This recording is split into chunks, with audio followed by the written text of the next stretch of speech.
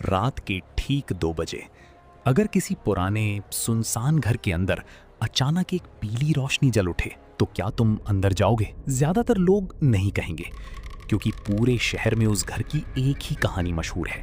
वो घर शहर के बीचों बीच चुपचाप खड़ा है, पुराना, टूटा हुआ और बिल्कुल भुला दिया गया। टूटी हुई खिड़कियां, जंग लगा हुआ गेट, दीवारों पर चढ़ी सूखी बेलें। इन सबसे डरावनी बात उसका दिखना नहीं है, कि वो है जो अंधेरा होते ही शुरू होता है। वो कहते हैं जो भी रात में उस घर के अंदर गया कभी पहले जैसा वापस नहीं आया। लोग कभी लौट कर ही नहीं आए, जो आए उन्हें बोलना बंद कर दिया। साल पहले वहां एक परिवार रहता था, एक माँ, एक पिता और उनकी छोटी सी बेटी। वो छोटी लड़की अंधेरे से बहुत डरती थी। हर रात सोने से पहले वो अपनी कमरे की लाइट 3 बार चेक करती थी, तक उसे यकीन ना हो जाए कि रोशनी जलती रहेगी। वो सोती नहीं थी। लेकिन एक रात पूरी हवेली की बिजली चली गई, पूरा घर अंधेरे में डूब गया और सुबह तक वो छोटी लड़की गायब हो चुकी थी। खिड़की टूटी, ना कोई दरवाजा खुला, वो अंदर से बंद था। एक चीज वहां मिली, उसकी पुरानी गुड़िया बिस्तर पर पड़ी हुई।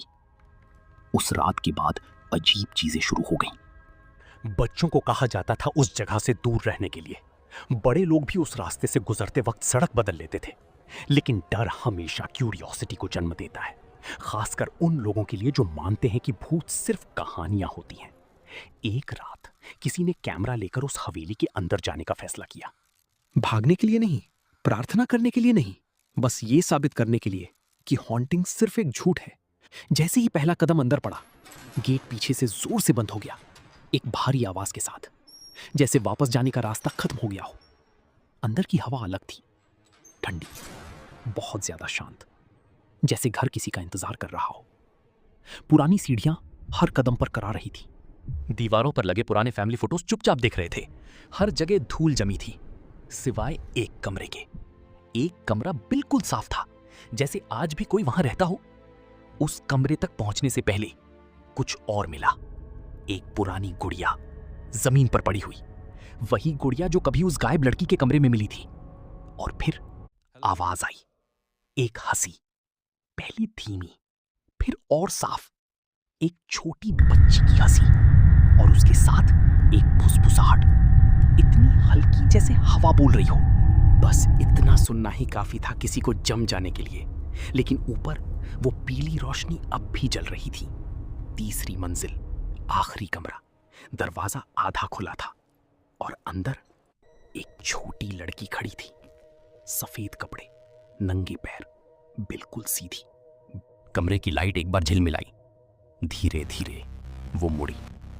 उसका चेहरा अजीब था, बहुत ज्यादा सफेद, बहुत ज्यादा शांत, और उसकी आंखें पूरी काली, न सफेदी न जिंदगी। वीडियो के बिल्कुल आखिरी में स्क्रीन के पीछे एक छोटी लड़की खड़ी दिखती है, इंतजार करती हुई।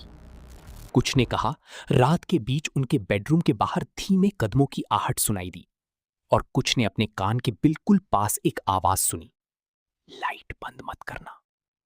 उसके बाद किसी ने उस हवेली के अंदर जाने की कोशिश नहीं की। लेकिन हर रात बिना फेल हुए ठीक 2 बजे तीसरी मंजिल की वही पीली रोशनी जल उठती है। और अगर कभी रात को उस रास्ते से गुजरते वक्त तुम्हें कोई छोटी सी आवाज फुसफुसाकर कहे, क्या तुम मेरे साथ खेलोगे, तो रुकना मत, जवाब मत देना और पीछे मुड़कर मत देखना। क्योंकि कुछ कहानियां सिर्फ कहानियां नहीं होती, कुछ घर कभी खाली नहीं होते, और कुछ रूहें कभी अकेली नहीं रहना चाहती।